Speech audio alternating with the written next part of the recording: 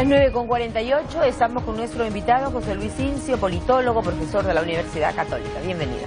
Gracias por la invitación. Bueno, podríamos empezar hablando de las últimas encuestas, la última que es la de Ipsos Apoyo, donde se presenta una vez más una sorpresa, pero en el marco de una situación en la que el señor Guzmán sale favorecido, pero todavía en una situación un poco en estas reglas enmarañadas y complicadas de entender a veces electoralmente hablando, ¿no? Claro, yo creo que podemos sacar varias conclusiones sobre la encuesta y también hay unas conclusiones que están expectantes, a ver qué va a pasar en las siguientes semanas. Y mucho depende también de qué es lo que va a pasar finalmente con el señor Guzmán en el Jurado Nacional de Elecciones. El tema es que la encuesta revela que primero que Guzmán está segundo, es el candidato que dentro de la misma encuesta de apoyo, ya, ¿no? sí, 18, o sea que ha tenido la mayor subida en términos porcentuales de 5-18 en encuestas de apoyo. Y que el resto de candidatos, por decirlo así, clásicos, todos están bajando. Incluso lo que se mencionaba que a Acuña no le iba a afectar el tema del plagio porque a la gente no le importaba, se ve que no es así. Ha bajado estrepitosamente. A 6, ¿no? A 6%.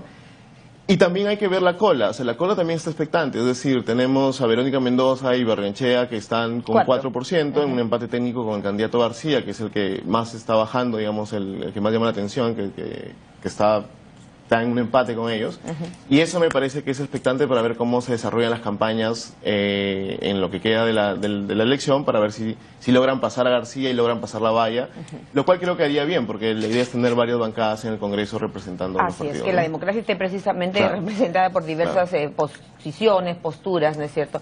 Ahora, el caso de Keiko Fujimori defiende a 30% según esa última encuesta. Sí, los descensos de pocos puntos porcentuales hay que tomarlos con mucha calma, porque hay bastante el tema del margen de error, el tema del intervalo de confianza. Entonces, cuando vemos cambios muy bruscos como el de Guzmán, podemos estar seguros que son cambios reales en la población. Con lo cual, entonces, querría decir que Guzmán sigue hacia adelante, sigue subiendo. ¿Seguiría subiendo según esa tendencia? Seguiría subiendo, pero de nuevo va a depender mucho de lo que se hable digamos, con este caso, con su inscripción. Porque mira, lo que sí es cierto es que los periódicos o la prensa en algún momento sacan como que Guzmán ya cayó, Guzmán ya no fue, entonces, digamos, la población no va a tener problema en cambiar su voto. Ese es el tema que se presenta como, digamos, el asunto sui generis en esta elección, claro. ¿no es cierto? Porque en realidad estamos con un candidato Guzmán que no ha dejado de hacer campaña en ningún momento.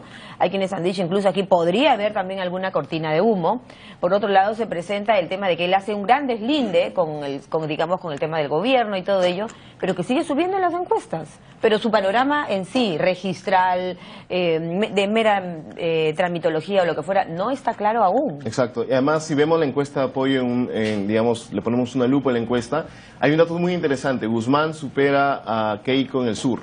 Entonces, el sur siempre es el que busca nuevas caras. Guzmán tiene mayor porcentaje en el sur. Recordemos que Humala, quien le da la victoria es el sur. Claro, y además tienes que Guzmán en realidad ya empieza a tener más cabida, más apoyo en el sector rural, que era usualmente el donde Keiko se paseaba sola. Claro. Entonces yo creo que eso le da cierto sustento a la candidatura de Guzmán en enfrentar una segunda vuelta, como bien dice la encuesta también. Así es. Un poco más, ser el candidato que podría enfrentar mejor la segunda vuelta. Ahora, igual hay temas digamos, que se deberían ir mejorando, digamos que es un partido que empezaba con la campaña, pero yo creo que va... ¿Se ha visto antes un fenómeno así digamos, de subida tan rápida en el caso, por ejemplo, de Guzmán, que ha usado muy bien el asunto de las redes sociales, por ejemplo, porque entra por las redes sociales en realidad su presencia, ¿no? Sí, bueno, el caso de Fujimori en los 90 es siempre el ícono, ¿no? Y de hecho fue lo que Guzmán llamaba al inicio de su campaña cuando él se autodenominaba el outsider, porque digamos desde los 90 con Belmont, con Fujimori, tenías esa idea de alguien que podía nuevo venir y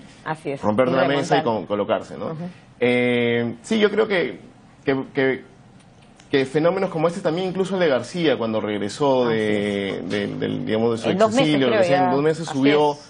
Casi que le gana a Toledo. Claro, que lo que parecía imposible, ¿no? ¿Quién iba a votar por García después del 85? Pero bueno, subió muchísimo en el 2001, casi le gana a Toledo, en el 2006. Por eso es que el candidato de Alianza Popular dice efectivamente que la encuesta en realidad está en la calle y que no... Hay muchos candidatos que entre ayer y hoy, luego de que apareciera la última, que es la de Ipsos Apoyo, han señalado que no creen en las encuestas. Alguien por ahí ha deslizado que incluso pueden ser las encuestas compradas, ¿no?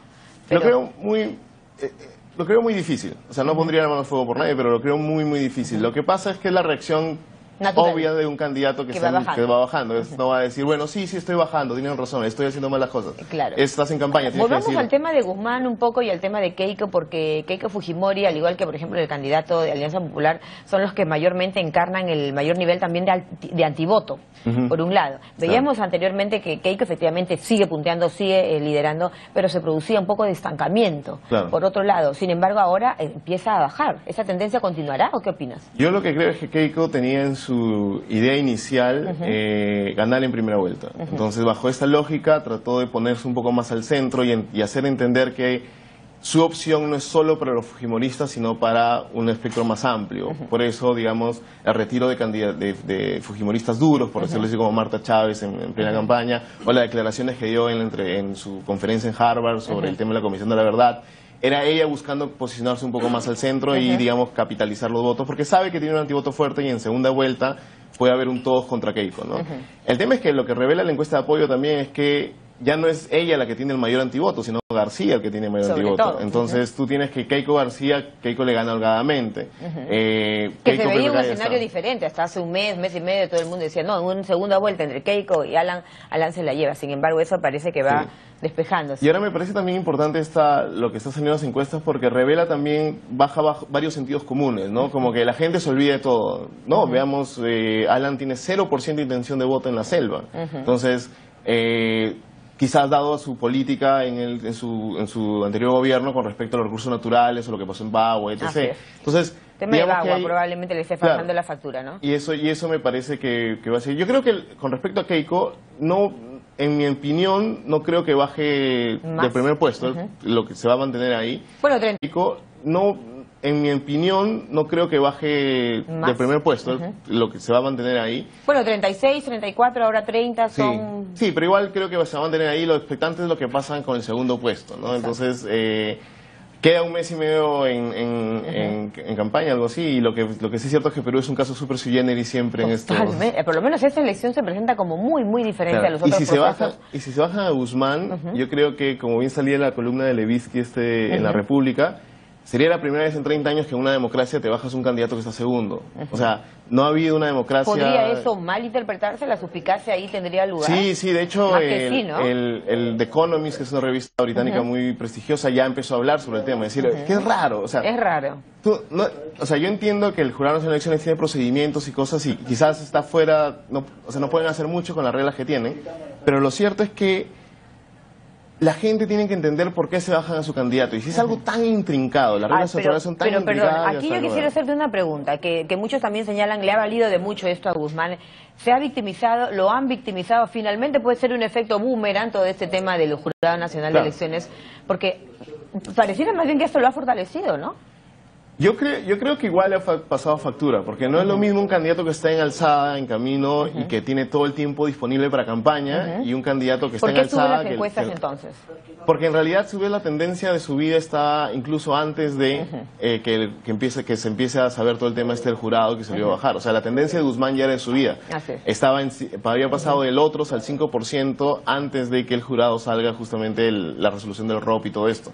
Entonces, y ya se veía venir que había una tendencia hacia adelante. Entonces, yo creo que igual para Guzmán o para cualquier candidato no es bueno que no existan reglas, que no estén las reglas claras de cuáles son las reglas de juego, o sea, cuáles son a qué finalmente me estoy ateniendo. Claro, ¿no? pero es que ello pasa también por un tema, por muchos aspectos, ¿no? Nuestra democracia interna en los partidos políticos, el poco conocimiento de las modificaciones que hemos tenido en la ley electoral ciertamente tardías, ¿no? Porque si eso se hubiera hecho un poco antes, probablemente no tendríamos esos problemas a pocos días de definir el proceso electoral. Pero ahí claro, es difícil de entender para la población, pero ahí en realidad la culpa no es del Jurado Nacional de Elecciones, es del Congreso.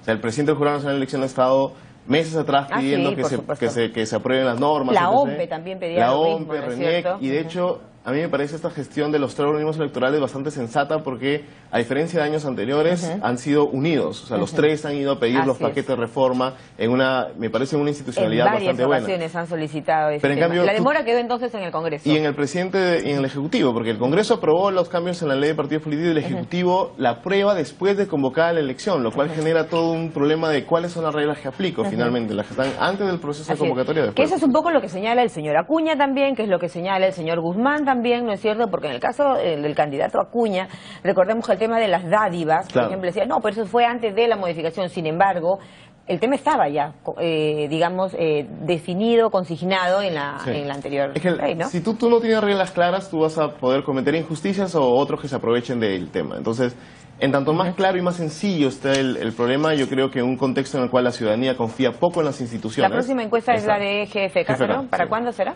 Bueno, entiendo que debe ser en esta semana, quizás el fin de semana debe salir, y yo creo que allí sería muy importante porque va a recoger el efecto de todo lo que está pasando con Julio Guzmán. De lo del jurado. Lo del jurado, claro. ¿Y la valla electoral? ¿Quiénes pasan, quiénes no la pasan? ¿Es lo mismo 5% la valla electoral cuando son alianzas? Yo entiendo que sí, pero la valla electoral hay que pensarla no como el candidato presidencial. La valla electoral se mide por el Congreso. Exacto. O sea, es que el Congreso, el Congreso logren meter 7 congresistas a nivel nacional. Para ser bancada. Para ser bancada, o que pasen el 5% de los votos. Pero no de la elección presidencial, sino de la elección congresal. Entonces, eso es lo que habría que tener en cuenta. Lo conversamos un poquito más a detalle en la siguiente oportunidad, ¿te parece? Muchas gracias, José Luis Incio, politólogo y profesor de la Universidad Católica del Perú. 9:59, tiempo de la pausa, no se vaya, le tenemos más.